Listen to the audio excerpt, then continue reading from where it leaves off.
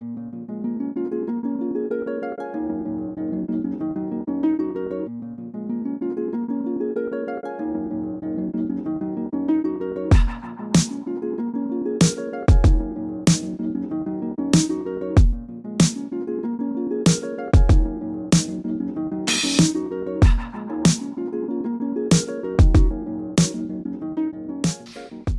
I'm at the Frestonian Gallery. My name is Francesca Gavin and I'm here with artist Lawrence Owen.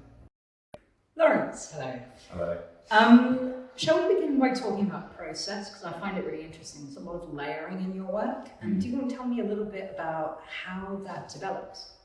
I start off by making often sort of series of sketches and sort of rip up a lot of stuff, like sort of charcoal paper, like make it kind of sort of quite fluid in the process. And recently I think I've been kind of trying to do that more live, if you like, on the actual canvas itself. So before I'd sort of come up with a kind of preordained image and somehow try and transfer it, but I found like somehow the energy kind of got lost a little bit through that kind of appropriation. And I think it's like, I start off with kind of ground and then start sort of building it up, and more often than not, that's usually about 3 or 4 paintings under one image. And so when you kind of build it up, it ends up getting kind of becoming more of an editing process more than an actual kind of conjuring the image into sort of form from nothing. It becomes almost about subtracting it back to something else. Mm-hmm. So you take elements and things and then cover up some of the underlayers? Yeah, I think so. Yeah. I think it's somehow it's about what I choose to leave in the end from the underneath image. And sometimes it can go back to sort of 4 or 5 images, if you know what I mean. So Do you want me? What another really straight thing you see? One of the first things that hits you is this kind of balance between the abstract and figurative, because you get figurative elements, let's say, sometimes there's the hint of an object or the hint of a body, but then other times it feels very intuitive. Do you want to tell me a little bit about how that imagery emerges? I think all of them to me are incredibly sort of figurative images, and I think in a way it's I'm really interested in sort of this idea of, so it sounds probably quite cliche, but sort of existentialism and phenomenology. And I was reading this Sartre book, this first novel, which is like Nausea, and I was reading it was about this, the kind of protagonist in the story is where he was sort of holding on to a tram seat, and suddenly he was kind of shocked at the fact that this kind of is such a kind of primordially an odd thing, really, because essentially it's a sort of object that has just been conditioned into existence and suddenly it seeps into a kind of very normative ritual. And so, and we just accept it and take it for granted. And I think that in a way, in the kind of the social and linguistic constructs that we use, where we kind of slip into comfort or anxiety, it's in sort of art that can offer up an alternative perception of those things. So all of these things are kind of very figurative forms which are basically kind of rearranged and reformed and reimagined into into something different, basically, and then sent back out into the world, and they become as kind of real as the actual, it's almost like the pavement under your feet that takes you from A to B, you know? They sort of, I guess, you zoom in and some parts become abstracted and then zoom out, but they effectively come from a really figurative base, basically, like a core. But at the same time, they're not like illustrative. They seem to be much more about, I don't know, in that sense, I would think, are they more illustrative of a state of mind, an emotional place, or is it much more the idea of the object in an abstract, like as a thing? Well, they're sort of kind of normal daily rituals. So they're the things that we like, eating and sleeping and all those things. They are sort of, they're all based around those things, but somehow I suppose they're illustrating that. They're illustrating that, but not overtly too literally. It's through that kind of sending it off into a different direction that then makes you question the stuff that we conduct, or hopefully makes you normally, So yeah. Do you want to tell me about colour as well? Because you have a really unusual palette. It feels very unedited sometimes in a way. There's such a huge breadth of colour in what you do.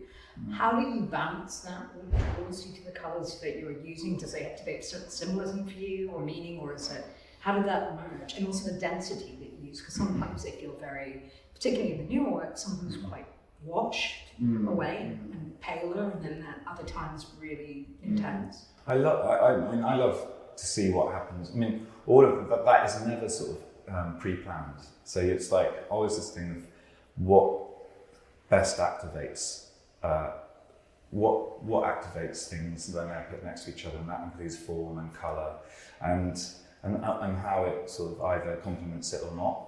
And so I've always really liked that sort of making it up as you go along, like we all do in a way.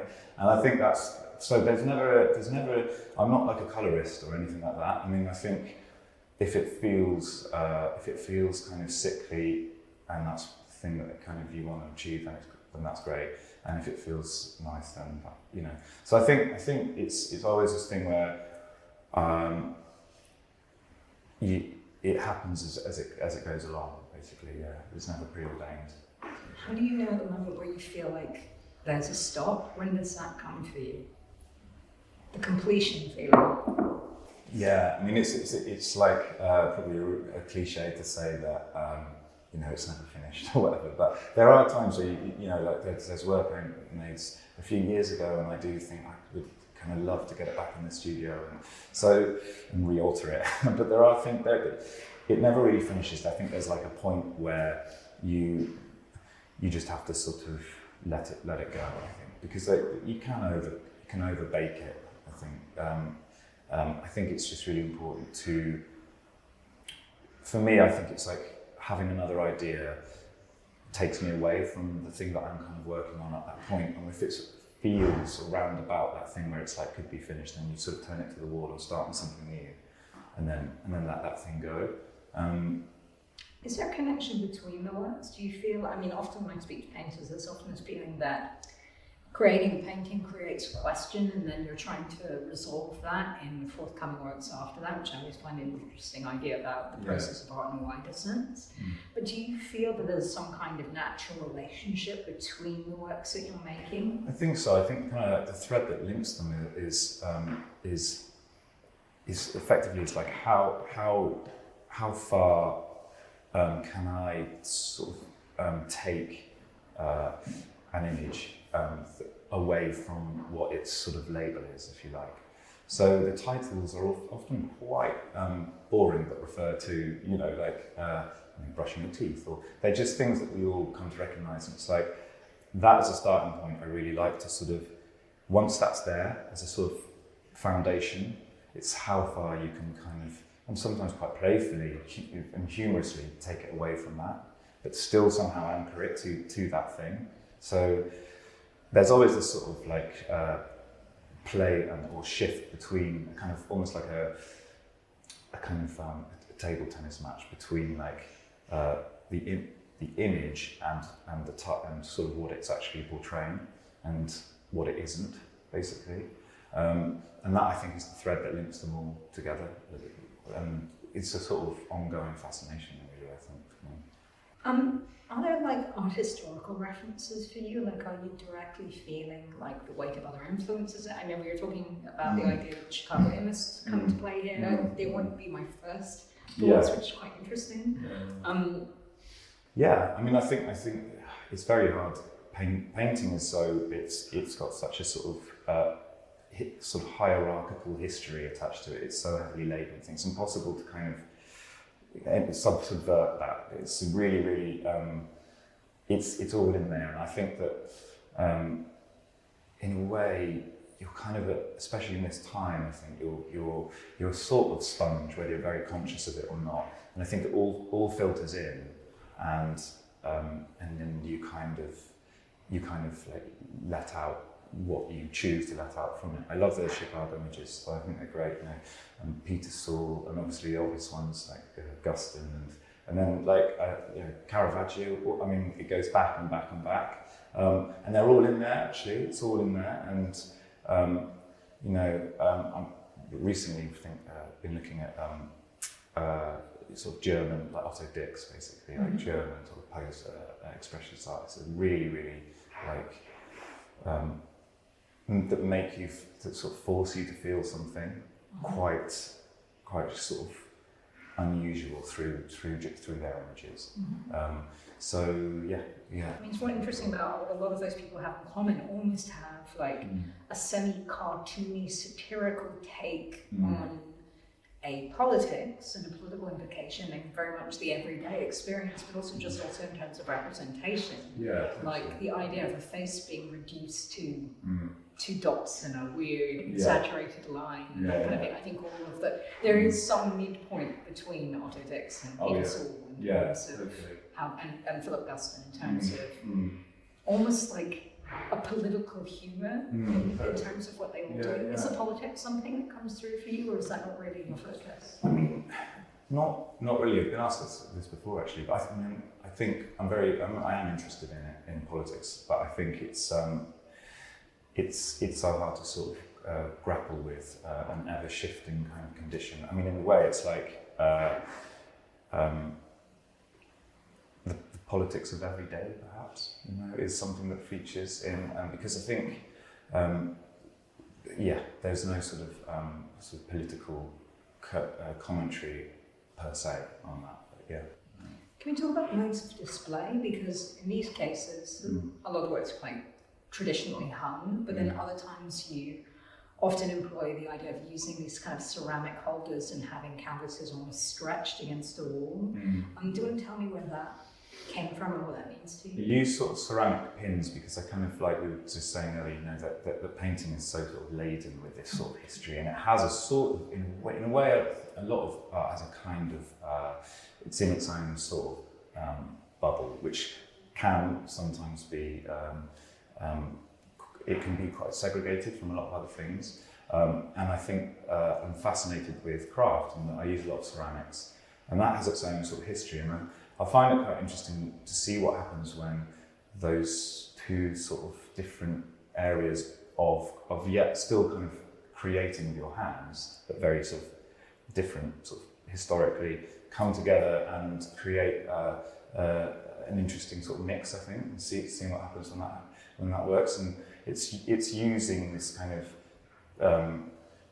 I suppose like functional ornamental medium, like ceramics, in a kind of different way to sort of make it functional in the sort of decorative sense, but it still sort of has a purpose.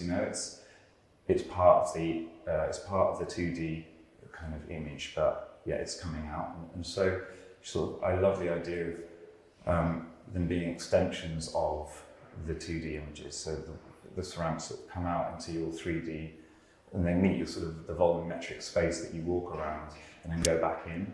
And somehow there's a sort of I like that, especially in times like IMAX cinemas and stuff, where we're obsessed with the images being more and more real or something all the time, to kind of break out of a space and into yours. So yeah, that's what I'm thinking. I mean, you also obviously do work with ceramics in a sculptural sense, and I'm kind of interested in how that emerged. How did you interest in the idea of the craftishness, the artisanal aspect of ceramics emerge? When did that first start? I was 10, and I think my parents just wanted a quiet weekend, so they sent me to a ceramic sort of school on Saturdays, and I didn't like it at all, and then slowly started getting better at it, and actually really liked it. And I mean, ceramics for me, then I sort of stopped and then retook it, took it back up, and I think ceramics for me, it's a very sort of Zen process. I think with painting, there is an element of control that you're constantly sort of overseeing. I mean, like with everything, I suppose in that sense, it's sort of quite Frankensteinian. You kind of have an idea, and then you sort of put it out in the world, and then it's a kind of conversation, and there's a dialogue, and then it takes away from your overall control. And so then it sort of somehow guides you.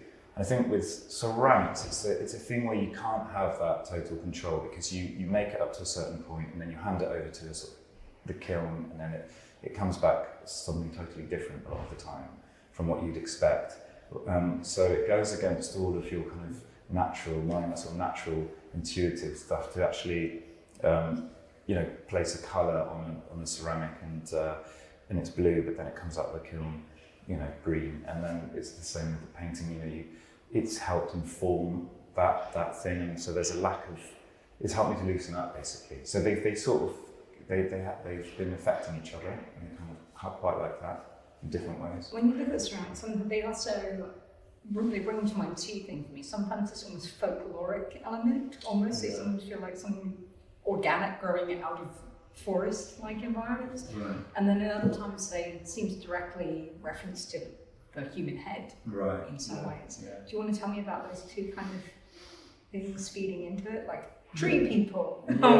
Yeah. I mean, I've always been really interested in, I suppose, like sort of ancient relics that you find in ceramics, and this idea that you sort of that we all kind of innately project some kind of life into petrified objects, and we've always done it throughout time.